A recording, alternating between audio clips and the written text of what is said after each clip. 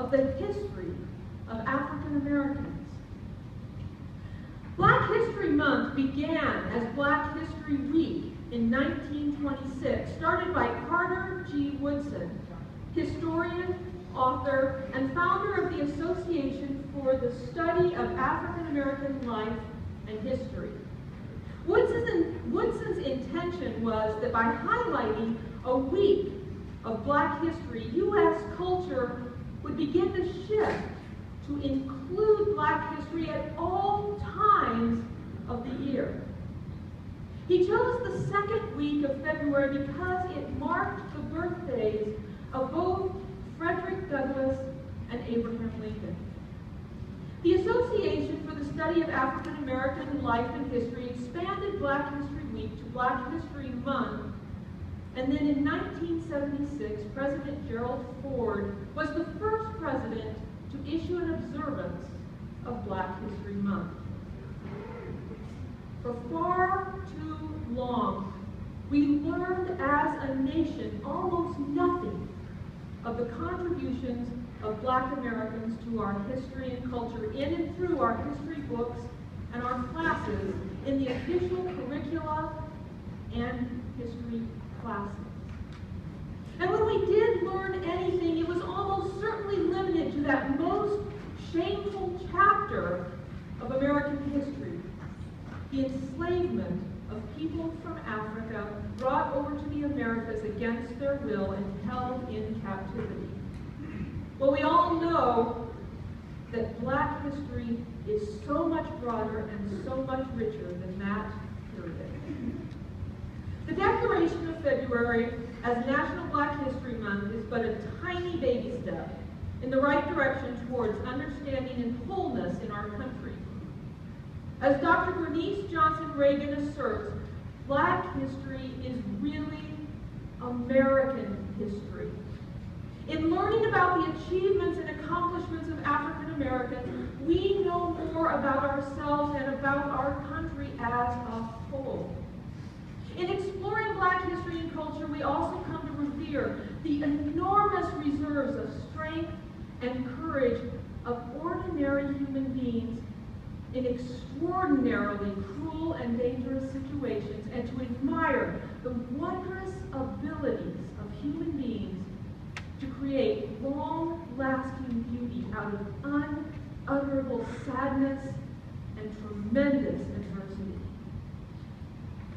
When Dee told me that we were honoring the history of African American music this year, I was ready to preach an entire sermon series on that topic. The richness of this topic simply cannot be overstated, but alas, it is not to be, at least not this year. American culture has influenced and shaped the world throughout the centuries. Each day we witness its diversity and its impact on the day-to-day life worldwide. Music has played an important role in the development and migration of the American identity and molded a typical and sometimes stereotypical image of the United States. The events of the times have always interacted with and influenced the arts. This has always been so and continues to be the case.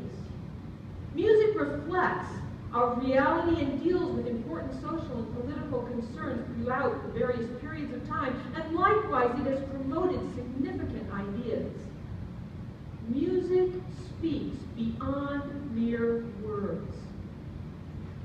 Europeans brought music and background with them when they came to America. And when Africans were enslaved and brought to America, they also brought their own backgrounds and musical traditions as well. The struggle of Black people through the decades in America can be traced in the rich, vibrant history of their music. Additionally, the unique mix of the traditions of Black and white musical traditions has contributed to the blossoming of the musical industry and built the diversity of American music and added to its distinctiveness. What has been called Black music runs through history, ranging from the sounds of Africa to slave field to blues and ragtime, traditional jazz, big band jazz, bebop, urban gospel, disco and Motown, jazz pop fusion, all the way to hip-hop, crunk, bounce, and the house music of today. As we